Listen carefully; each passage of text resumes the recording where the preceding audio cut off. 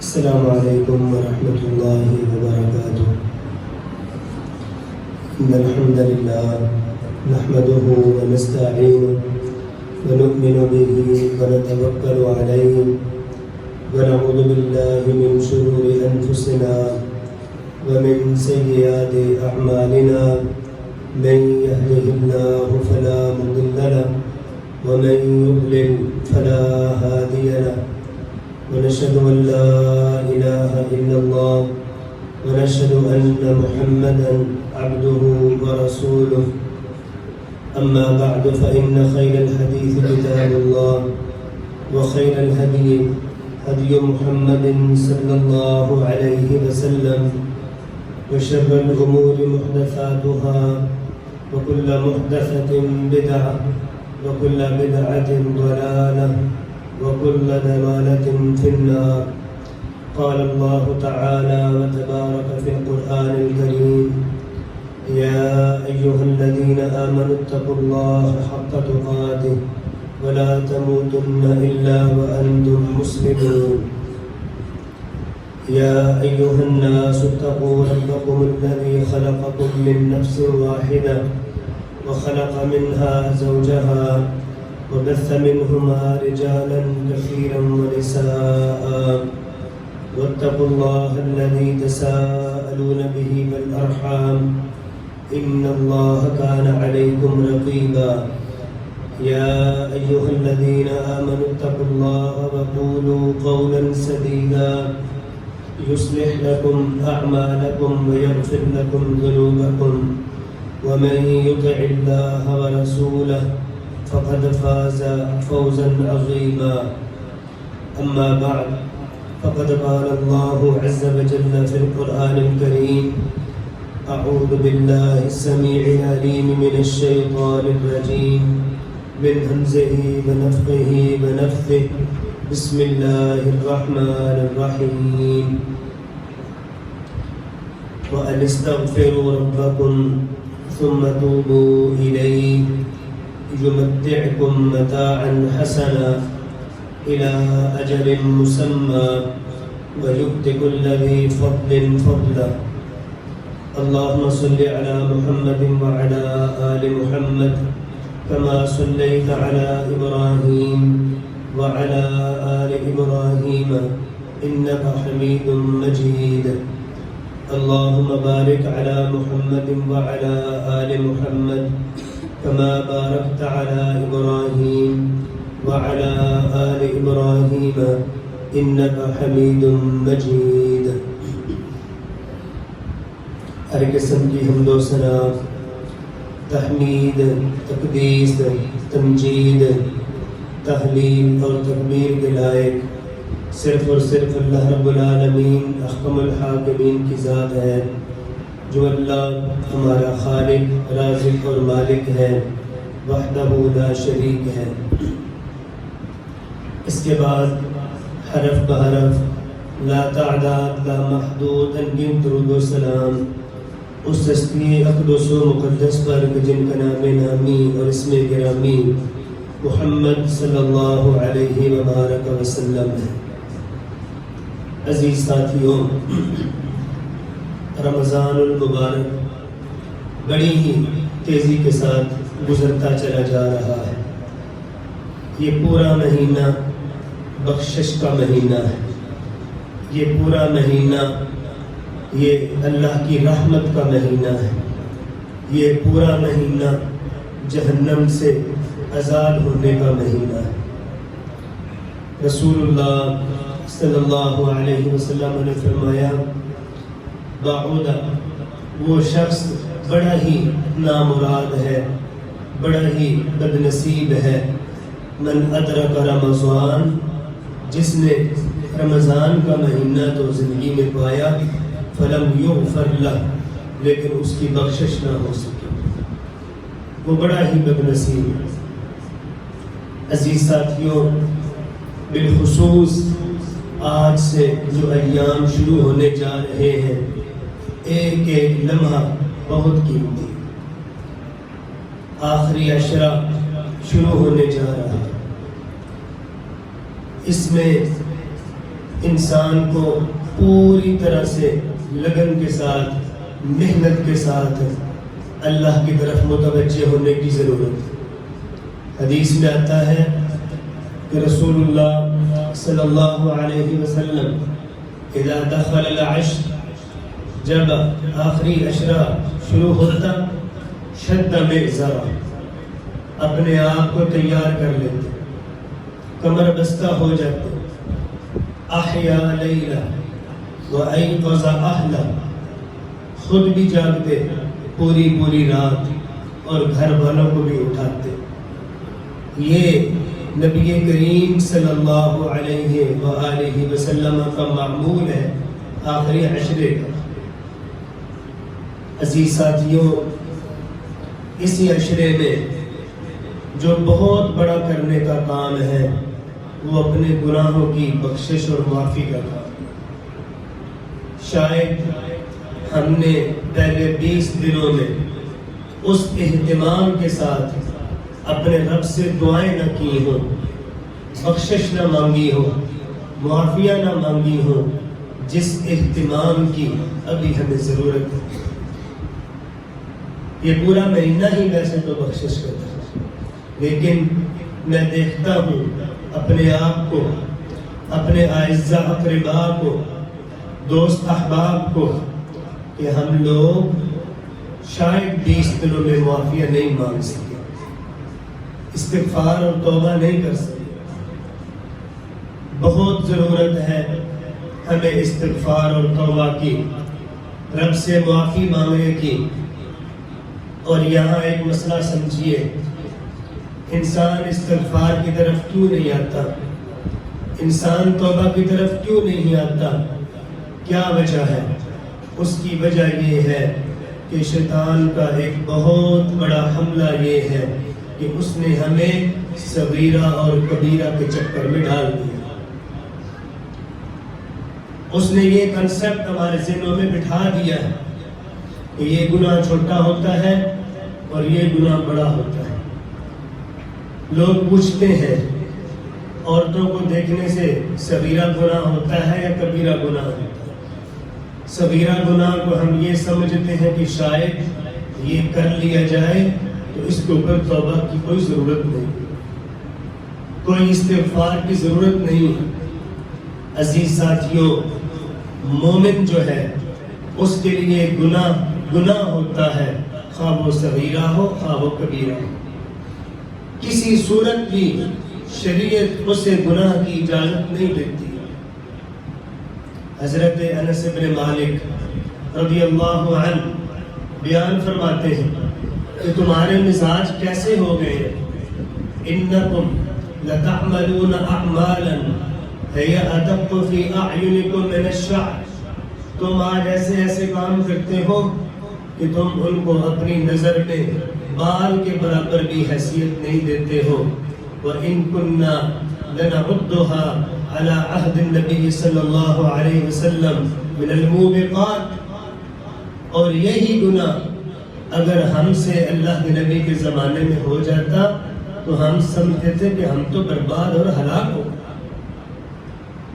یہ جادو، یہ شرک، یہ لوگوں کے اوپر تہمت، بہتان، آج یہ گناہ ہمارے ہاں عام ہے، آج ان کی ہمارے ہاں کوئی حیثیت نہیں ہے، لیکن یہی گناہ انسان کو برباد کر دیتا، انسان کو ہلاک کر دیتا۔ آج گناہوں کو ہم نے چھوٹا سمجھ لیا ہے، یہ مومن کا مزاج نہیں ہے، یہ مومن کے مزاج کے خلاف ہے۔ رسول اللہ صلی اللہ علیہ وسلم کی حدیث ہے، ان المؤمن لیرى ذنوبا كأنه قاعد تحت جبل يخاف ان يقع عليه۔ مومن تو وہ ہوتا ہے کہ جو گناہ کو یوں سمجھتا ہے کہ جیسے ایک پہاڑ کے نیچے بیٹھا ہو اور یہ پہاڑ اس پہ گر کے اس کو ملیا میٹ کر دے گا. یہ مومن کا مزاج ہے. وَإِنَّ الْكَافِرَ لَيَرَى ذُنُوبَ كَذُبَابٍ مَرَّ عَلَىٰ أَنْفِهِ وَقَالَ بِيَدِهِ هَكَذَا. منافق، کافر، کمزور ایمان والا وہ اپنے گناہ کو یوں سمجھتا ہے کہ جیسے ایک مکھی تھی اس کی ناک پہ بیٹھی تھی اور اس نے اپنے ہاتھ کے اشارے سے اس کو اڑا دیا. یہ مزاج ختم کرے کہ گناہ چھوٹا ہوتا ہے، گناہ بڑا ہوتا ہے. یہ مزاج بنائے کہ گناہ ہوتا ہے، جب مجھ سے ہو جائے گا مجھے اس کے اوپر اللہ سے بخشش مانگنا، مجھے استغفار کرنا. رسول اللہ صلی اللہ علیہ وسلم نے بڑی پیاری مثال کے ساتھ یہ بات سمجھائی ہے. لوگوں، ایاکم ومحقرات الذنوب، گناہوں کو چھوٹا مت سمجھنا، گناہوں کو حقیر مت سمجھنا. فإنما محقرات الذنوب كمثل قوم نزلوا في بطن واد. ان کی مثال ایسے ہے جیسے کوئی قوم ایک جنگل بیابان میں سفر کر رہی ہو، وہاں پہ ایندھن ختم ہو گیا ہو، لکڑیاں نہ مل رہی ہوں. سپہ سالار، قافلے کا امیر، وہ ایک کو جنگل کی ایک جانب بھیجتا ہے، دوسرے کو دوسری جانب بھیجتا ہے، کہتا ہے ایک ایک لکڑی اٹھا کے لاؤ. وہ ایک ایک لکڑی اٹھا کے لاتے ہیں. ایک لکڑی کی کیا حیثیت ہے؟ اس سے کھانا بن سکتا ہے، اس سے روٹیاں بن سکتی ہیں، اس کا اتنا ایندھن ہوگا؟ رسول اللہ صلی اللہ علیہ وسلم نے فرمایا حتی حملوا ما انزجوا به خبزهم، یہاں تک کہ ایک ایک کر کے اتنا ایندھن اکٹھا ہوا کہ پورے قافلے کا کھانا اس کے اوپر تیار ہو گیا. وہ ایک ایک لکڑی جمع ہو کر اتنی بڑی آگ بن گئی کہ اس نے پوری قوم کا کھانا تیار کروا دیا. فرمایا جس وقت چھوٹے چھوٹے گناہوں والے انسان کا مؤاخذہ کیا جائے گا، چھوٹی چھوٹی غلطیاں کرنے والے کی پکڑ ہو جائے گی، یہی چھوٹے چھوٹے گناہ اسے برباد اور ہلاک کر دیں. اس وہم میں بالکل نہ رہے، اس سوچ میں بالکل نہ رہے کہ کوئی بات نہیں، چھوٹا گناہ ہے، گناہ ہے، یہ آپ کو خراب کرے گا، یہ آپ کے ایمانی مزاج کے خلاف ہے، یہ آپ کے اندر مزاج نہیں ہونا چاہیے. اور پھر دیکھیں رب کتنا رحیم ہے، رب کتنا کریم ہے. گناہ ہم سے ہوتا ہے، رب ہمیں موقع دیتا ہے، رب ہمیں موقع دیتا ہے. حدیث میں آتا ہے ان صاحب الشمال لیرفع القلم 6 ساعات، بائیں جانب بیٹھا فرشتہ اپنا قلم 6 گھڑیاں اٹھا کے رکھتا ہے. 6 گھڑیاں، 6 گھنٹے.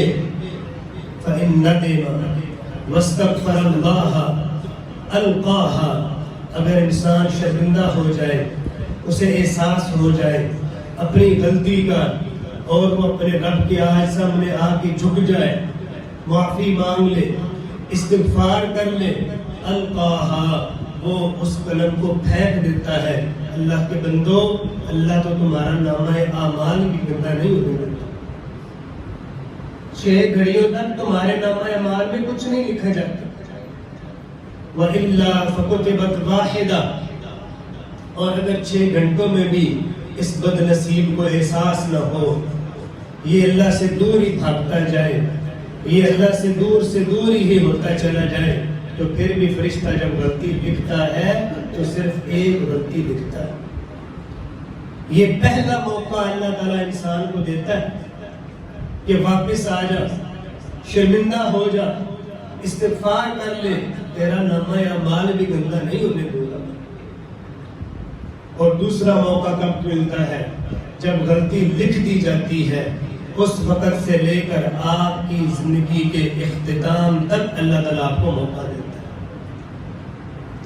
غرغرہ کی کیفیت طاری ہونے تک اللہ تعالیٰ آپ کو موقع دیتا ہے. ان اللہ یقبل توبۃ العبد ما لم یغرغر، اللہ بندے کی توبہ اس وقت تک قبول کرتا ہے جب تک اس پہ گھرگھرا نہیں آتا، جان کنی کا مرحلہ نہیں آتا۔ جب جان کنی کا مرحلہ شروع ہو جاتا ہے، سانسیں رکنے لگ جاتی ہیں، اس کے بعد پھر اللہ تعالیٰ انسان کی توبہ قبول نہیں کرتا۔ اس سے پہلے اللہ کہتا ہے جتنی بھی تیری غلطیاں ہیں لے کے آ جا، میں تیری ساری غلطیاں معاف کر دوں گا۔ جتنے بھی تیرے گناہ، لو بلغت ذنوبک عنان السماء، اگر تیری غلطیاں اتنی ہوں کہ سامان بھر جائے، آسمان کے کناروں تک پہنچ جائے، اللہ تعالیٰ کہتے ہیں تو آ جا، شرک نہ کر، آ جا میرے پاس، مجھے کوئی پرواہ نہیں ہے، میں تیری ساری غلطیاں معاف کروں۔ ایک روایت کے لفظ ہے لو اتیتنی بقراب الارض، اگر تیری غلطیاں اتنی ہوں زمین ان غلطیوں سے بھر جائے، ثم لقیتنی لا تشرک بی شیئا، اگر تو مجھے ملے گا، میرے پاس آئے گا، شرمندہ ہوگا، استغفار کرے گا، میں ساری تیری غلطیاں معاف کر دوں گا، لا ابالی، مجھے کوئی پرواہ نہیں۔ کمزوری کہاں پہ؟ کمزوری ہمارے اندر ہے، ہم رب کی طرف پلٹ نہیں رہے، ہم رب کی طرف واپس نہیں جا رہے ہیں۔ رسول اللہ صلی اللہ علیہ وسلم نے فرمایا انکم تخطئون باللیل والنہار، حدیث قدسی ہے، اللہ فرماتے ہیں تم دن رات غلطیاں کرتے ہو، کوئی پرواہ نہیں ہے، وَأَنَا أَغْفِرُ الذُّنُوبَ جَمِيعًا، میں تمہاری ساری غلطیاں معاف کر دوں۔ لیکن شرط یہ ہے کہ تم رب کی طرف پلٹنے والے ہو، رب کی طرف واپس آنے والے ہو، رب کے سامنے آنسو بہانے والے ہو، رب کے سامنے جھکنے والے ہو، اپنی غلطیوں کا اعتراف کرنے والے ہو۔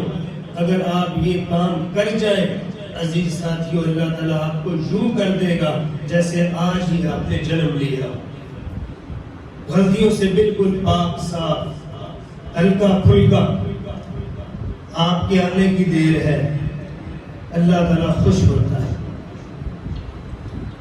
آپ جب توبہ کے لیے آتے ہیں، استغفار کے لیے آگے بڑھتے ہیں، اکیلے ہو جاتے ہیں، تنہائی میں چلے جاتے ہیں، رونا شروع کر دیتے ہیں، معافیہ مانگنا شروع کر دیتے ہیں، اللہ تعالیٰ آپ پہ خوش ہونا شروع ہو جاتا ہے۔ کتنا خوش ہوتا ہے؟ حدیث صحیح مسلم کی، رسول اللہ صلی اللہ علیہ وسلم نے فرمایا ایک بندہ وہ جنگل میں تھا، سفر پہ تھا، سواری ساتھ تھی، اس کے اوپر ذات راہ بھی تھا، کھانا پینا بھی اس کے اوپر موجود، ایک جگہ پہ سستانے کے لیے تھوڑا سا لیٹا، آرام کیا، سواری کو درخت کے ساتھ باندھ دیا، جب اٹھا تو سواری غائب، سواری نہیں مل رہی، پریشان ہے، جنگل بیابان ہے، اور یہاں پہ خونخوار درندے اور جانور ہیں، کوئی ترکیب نہیں سجھائی دے رہی کہ کدھر جائے۔ کہتے اب تو مر جاؤں گا، بھوک سے مر جاؤں گا، پیاس سے مر جاؤں گا، اگر بھوک پیاس سے بچ بھی گیا، سواری نہیں ہے، جنگل کیسے عبور کروں گا، کوئی درندہ چیر پھاڑ کے چلا جائے گا۔ کہتا جب مرنا ہی ہے تو دوبارہ اپنی جگہ پہ جاتا ہوں، اسی جگہ پہ جا کے سو جاتا ہوں، کوئی درندہ آئے گا چیر پھاڑ کر کے چلا جائے گا۔ کہتے ہیں سو گیا، دوبارہ اٹھا، آنکھ کھلی، سواری سامنے کھڑی ہے، بڑا خوش، اتنا خوش کہ اس کے منہ سے یہ نکلا یا اللہ تو میرا بندہ ہے، میں تیرا مالک۔ خوشی میں یہ لفظ بول دیا اس نے۔ اللہ کہتے ہیں کہ جب میرا بندہ توبہ کرتا ہے مجھے اس بندے سے بھی زیادہ خوشی ہوتی ہے، مجھے اس بندے سے بھی زیادہ خوشی ہوتی ہے۔ اللہ اکبر، عزیز ساتھیوں، کیا منظر ہے، کیا شاندار منظر ہے۔ اللہ کو اتنی خوشی ہوتی ہے جب آپ توبہ کے لیے آگے بڑھ جاتے ہیں۔ ایک اور مثال سے رسول اللہ صلی اللہ علیہ وسلم نے یہ بات سمجھائی کہ اللہ تم پہ کتنے رحیم ہیں، اللہ تم پہ کتنے کریم ہیں، اللہ تم پہ کتنے شفیق ہیں، کتنے مہربان ہیں۔ آپ نے دیکھا جنگ کے قیدی ہیں، ایک عورت ہے، اس کا بچہ نہیں مل رہا، وہ گھبرائی ہوئی ہے، پریشان حال ہے، کبھی ادھر بھاگتی ہے، کبھی ادھر جاتی ہے، اس کو اس کا بچہ نہیں مل رہا۔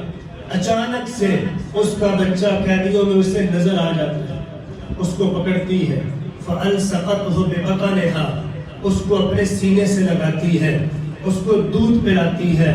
رسول اللہ صلی اللہ علیہ وسلم یہ منظر دیکھ رہے ہیں، اپنے صحابہ سے پوچھتے ہیں أَتَرَوْنَ هَذِهِ طَارِحَةً وَلَدَهَا فِي النَّارِ وَهِيَ تَقْدِرُ عَلَيْهِ، اگر اس کے بس میں ہو، اسے مجبور نہ کیا گیا ہو، تو کیا یہ عورت اپنے بچے کو آگ میں ڈالے گی؟ فرمایا یا رسول اللہ یہ تو کبھی بھی ممکن نہیں، اس کی یہ محبت کا جو عالم ہم دیکھ رہے ہیں ایسا تو ہو ہی نہیں سکتا۔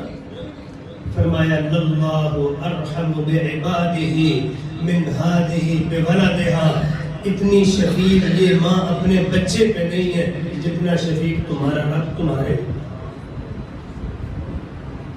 عزیز ساتھیوں، ہم کہاں پھر رہے؟ ہم اپنے رب کی طرف واپس آ کیوں نہیں رہے؟ ہم اپنے رب سے معافیاں مانگ کیوں نہیں رہے؟ غامدیہ عورت بڑا عظیم قصہ ہے تاریخ کا۔ غلطی کر گئی، بدکاری ہو گئی اور اس کو سزا بھی ملی۔ جب سزا ملی تو اس کی سزا یہ طے پائے گی اس کو رجم کر دیا۔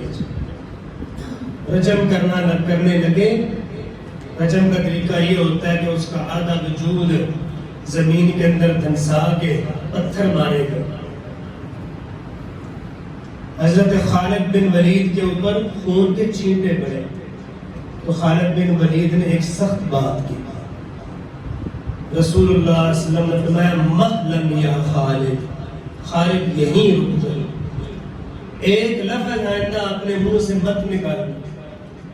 لَقَدْ تَابَتْ تَوْبَةً لَوْ تَابَهَا صَاحِبُ مَقْسٍ لَغُفِرَ لَهُ، اس عورت کی توبہ اتنی عظیم توبہ ہے کہ اگر کوئی لوگوں سے جان بوجھ کر ٹیکس وصول کرنے والا، ظلم کر کے ٹیکس لینے والا بھی یہ توبہ کرتا، اللہ اسے بھی معاف کر دیتا۔ اور ایک روایت کے لفظ ہے، حضرت عمر بن الخطاب نے کہا یا رسول اللہ اس کو آپ نے رجم کروایا ہے، اس کے اوپر زنا کی حد لگی ہے اور اب آپ اس کے اوپر کھڑے ہو کے دعا بھی کر رہے ہیں۔ اللہ کے رسول نے فرمایا عمر لَقَدْ تَابَتْ تَوْبَةً لَوْ قُسِمَتْ بَيْنَ 70 مِنْ أَهْلِ الْمَدِينَةِ لَوَسِعَتْهُمْ، اس نے اتنی شاندار توبہ کی ہے کہ اگر مدینے کے 70 بندوں میں تقسیم کی جائے تو 70 بندوں کے بھی گناہ معاف ہو جائے۔ کیا تو نے کبھی کوئی ایسی توبہ دیکھی ہے کہ جس میں ایک انسان نے توبہ کے اندر اپنا آپ قربان کر دیا ہو؟ وہ چاہتی وہ اپنا جرم چھپا سکتی تھی لیکن اس نے اپنا جرم نہیں چھپایا، اس نے دنیا میں سزا قبول کی۔ یہ توبہ کا اعلیٰ معیار ہے، اور اگر یہ توبہ 70 بندوں پہ تقسیم کی جائے تو 70 بندے کو گناہوں میں کافی ہو جائے۔ یہاں میں تمہیں سمجھانا کیا چاہتا ہوں، جب آپ توبہ کرتے ہیں اللہ تعالیٰ آپ کی توبہ کی بھی قدر کرتا ہے، آپ کے بارے میں کسی کو بات نہیں کرنے دیتا پھر رب۔ اور اتنا عظیم ہے میرا رب، آپ شرک کر کے آئیں، بدکاریاں آپ سے ہوں، بڑے بڑے گناہ آپ سے ہوں، اللہ کہتے ہیں غرغرے سے پہلے من تاب وآمن وعمل عملا صالحا، جس نے توبہ کی، ایمان لایا، اعمال صالحہ کی طرف مائل ہو گیا، 99 قتل کر کے آیا، اللہ کہتا ہے فَأُولَٰئِكَ يُبَدِّلُ اللَّهُ سَيِّئَاتِهِمْ حَسَنَاتٍ، اللہ تیرے گناہوں کو بھی تیرے نیکیاں بنا کے تیرے نامہ اعمال میں لکھ دے۔ یہ تو ڈیپینڈ ہم پہ کرتے، انحصار تو ہم پہ کہ ہم کیسی توبہ کرتے ہیں۔ کتنا رب کے سامنے جھکتے ہیں، کس طرح رب کو مناتے ہیں. اللہ کہتا ہے تو آ جا، میں تیری غلطیوں کو بھی تیرے نامہ اعمال میں نیکیاں بنا کے لکھتا ہوں.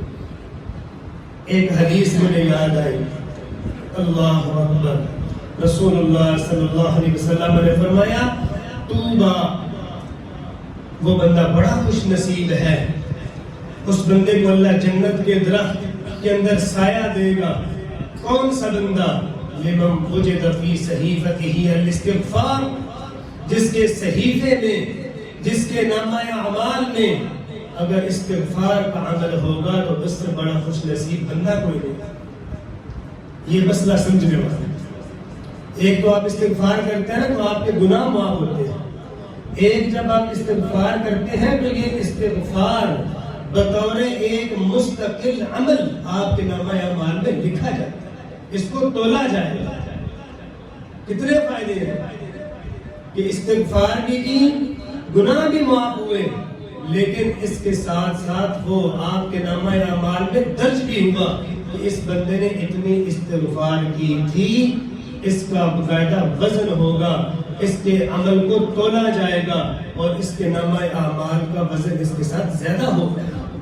یہی وجہ ہے کہ رسول اللہ صلی اللہ علیہ وسلم کے بارے میں آتا ہے کہ آپ کہتے ہیں وَإِنِّي لَأَسْتَغْفِرُ اللَّهَ فِي الْيَوْمِ أَكْثَرَ مِنْ 70 مرة، میں اللہ سے دن میں 70 مرتبہ سے زیادہ، 70 مرتبہ سے بھی زیادہ استغفار کرتا ہوں ایک دن میں. اللہ کے رسول کے ذمے کوئی گناہ تھا؟ آپ کے ذمے کوئی غلطیاں تھیں؟ آپ کے ذمے کوئی غلطیاں نہیں تھیں، پھر بھی استغفار کرتے ہیں. کیوں؟ استغفار ایک مستقل عمل ہے. جس طرح نماز لکھی جاتی ہے، جس طرح روزہ لکھا جاتا ہے، جس طرح زکوٰۃ لکھی جاتی ہے، ایسے ہی استغفار لکھی جائے گی. آپ کا جو وزن ہے اعمال کا، نامہ اعمال کا، وہ آپ کے استغفار سے بڑھتا چلا جائے گا. عزیز ساتھیوں، یہ بڑے قیمتی ایام اب شروع ہو چکے ہیں. آج ہمارے پاس بھائی اعتکاف کرنے آئیں گے. اعتکاف نہیں بھی اگر آپ کرنا چاہتے تو اعتکاف کی عبادتوں کو لازم کر لیں. جھک جائیں اپنے رب کے سامنے، معافیاں مانگیں اپنے رب سے، استغفار کریں اپنے رب سے. اعتکاف کا مطلب یہی ہے کہ جنہوں نے اعتکاف کرنا ہے وہ تمام دنیاوی مشاغل اور مصروفیات کو چھوڑ کر صرف اللہ کے لیے مساجد میں آ جائیں، عبادات کے لیے وقف ہو جائیں. بس یہ مطلب ہے. یہ کوئی مطلب نہیں ہے اعتکاف کا کہ آپ لوگ دنیا کے کام بھی چلا رہے ہوں، موبائل کا بھی استعمال ہو رہا ہو اور دیگر سارے جو ایکٹیویٹیز ہیں وہ بھی ہو رہی ہوں. یہ میرے بھائیوں اعتکاف کا مطلب نہیں. آپ کا ایک ایک لمحہ عبادت میں گزارنا چاہیے. اسی ضمن میں مسائل کو انشاءاللہ العزیز جو اعتکاف کے بھائی آئیں گے ان کو میں آج رات سمجھا دوں گا جو بھی اعتکاف کے مسائل ہوں گے. لیکن اس ضمن میں ہم نے ایک بہترین شیڈول آپ کو دیا ہے اپنے اسی مرکز کے زیر اہتمام. پوری 10 راتوں کا ہم نے قیام کرنا ہے، پوری 10 راتیں. یہ بھی بڑی غلط سوچ ہے کہ نہیں جی صرف تاک راتوں کو جاگو. اللہ کے رسول تو پورے عشرے میں جاگتے تھے، پورے عشرے میں شدہ میزان، پورے عشرے میں احیاء لیلہ، پورے عشرے میں ایقظا اہلا. گھر کو جگایا، گھر والوں کو جگایا، خود رات جاگی اور اللہ نے کہ رسول نے کمر بستہ کی پورے عشرے میں. اور ہم نے کیا کیا؟ صرف 5 راتیں خاص کر لی. تو ہمارا تو اس دفعہ یہی پروگرام ہے. ہم نے پچھلے سال بھی یہی شروع کیا تھا. انشاءاللہ العزیز ہمارے بچے ہیں 10 پارے ایکسٹرا ہم پڑھیں گے قیام اللیل میں، اور اس کے بعد انشاءاللہ درس و تدریس بھی ہوگا اور انشاءاللہ سوال و جوابات بھی ہوں گے. اور اس کے علاوہ جو اعتکافی حضرات ہوں گے ان کے لیے زور سے اثر تک ہم انشاءاللہ العزیز ایک اجتماعی کلاس بھی چلائیں گے. تو سارے بھائیوں سے گزارش ہے کہ اپنے آپ کو ان 10 دنوں میں بالکل خاص کر لیں. جو مصروفیات ہیں چھوڑ دیں، دکانوں پہ وقت کم کر دیں، اپنے باہر کے معاملات کم کر دیں، سوشل میڈیا کم کر دیں. چھوٹے چھوٹے پیکج لگائیں بلکہ پیکج بالکل نہ لگائیں. عزیز ساتھیوں موبائل سے اپنی جان چھڑائیں. ان 10 دنوں میں صرف قرآن کے اوپر جھک جائیں, قرآن کو پڑھنے والے بن جائیں, رب کے سامنے سجدہ ریز ہو جائیں, رب کو منانے والے بن جائیں. اگر آپ نے آنسو بہا لیے, رب کو راضی کر لیا, یہ رمضان آپ کی بخشش کا سامان بن گیا. آپ بڑے ہی خوش نصیب اور کامیاب لوگ ہوں گے. اللہ تعالیٰ سے دعا ہے کہ اللہ ہم سب کو عمل کی توفیق نصیب فرمائے. السلام علیکم ورحمۃ اللہ وبرکاتہ.